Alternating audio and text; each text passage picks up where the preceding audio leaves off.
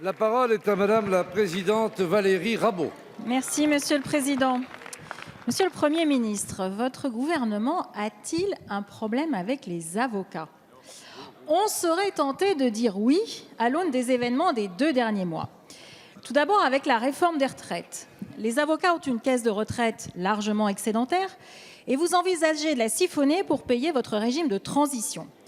Vous envisagez également de doubler les cotisations retraite, en tous les cas pour la moitié d'entre eux, pour ceux qui ont moins de 3 300 € de revenus par mois.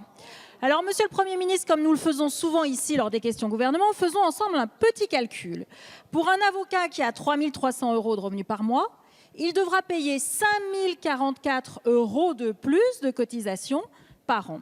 Pour beaucoup, cela risque de signifier de mettre la clé sous la porte.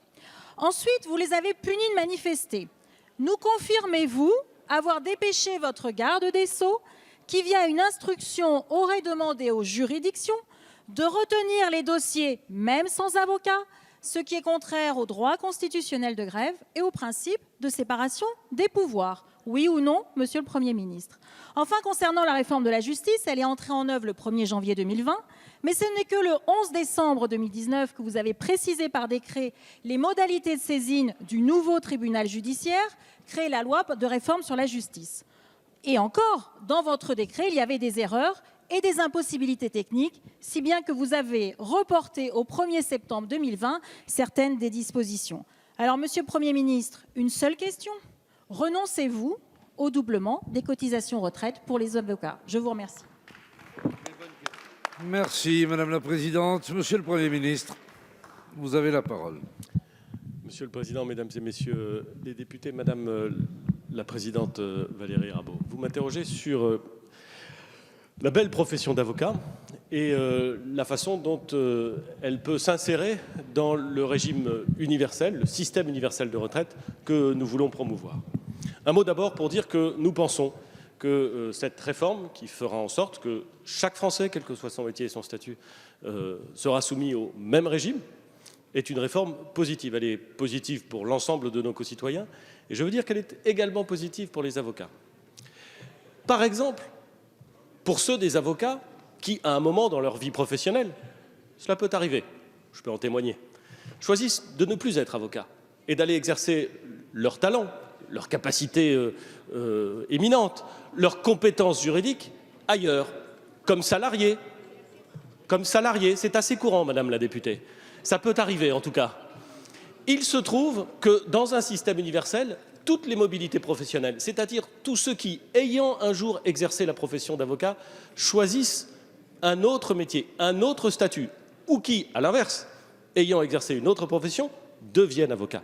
Tout cela verront clairement le bénéfice d'un système universel qui lisse les moments où on perd des droits, d'une certaine façon, en changeant de régime. Deuxième point, nous avons, et la garde des Sceaux l'a dit, l'a redit, l'a répété, nous avons indiqué notre disponibilité à travailler avec les représentants des avocats, à formuler des propositions techniques pour faire en sorte que les transitions, car nous savons très bien que pour les avocats, comme pour d'ailleurs les autres Français qui sont les plus éloignés du système cible, les plus éloignés du taux de cotisation qui prévaudra dans le système universel, nous avons toujours dit que les transitions seraient forcément lentes. Ça n'est pas en quoi que ce soit revenir sur le principe du système universel, c'est simplement prendre en compte la réalité et la nécessaire transition qui doit nous conduire vers un système universel. Dès le début, Madame la Présidente, vous êtes attentive à tous ces débats, vous le savez, nous l'avons dit. J'observe, Madame la Présidente, et c'est intéressant, et connaissant l'émulation qui prévaut souvent entre les avocats et les notaires, j'observe que d'autres professions, d'autres métiers, souvent des spécialistes du droit, ont compris la nécessaire transition et ont compris les avantages du système universel et ce que l'on pouvait en faire.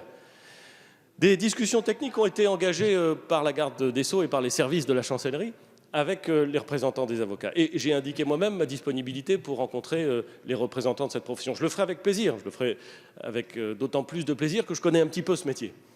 Mais je veux vous dire et vous répondre très clairement, puisque votre question était précise, nous allons mettre en œuvre ce système universel. Et les avocats, comme les membres des régimes spéciaux, comme l'ensemble des Français, bénéficieront de ce système universel. Nous discuterons avec eux des conditions de la transition. Nous y sommes ouverts pour eux comme pour tous les autres. Mais je veux être clair sur l'objectif final et clair sur ce qu'il implique. Tout le monde, demain, après l'examen de la loi, après son adoption, je l'espère, tout le monde aura vocation à entrer dans le système universel. Merci, Monsieur le Premier ministre. Madame la Présidente. Monsieur le Premier ministre, le revenu médian est de 43 000 € pour les avocats, ce qui signifie que la moitié d'entre eux ont moins de 43 000 € par an. Si vous doublez leurs cotisations, certains seront en faillite. C'est ça la réalité économique. Deuxième question, confirmez-vous, oui ou non, que votre... Merci, Madame la Présidente. Monsieur le Premier ministre.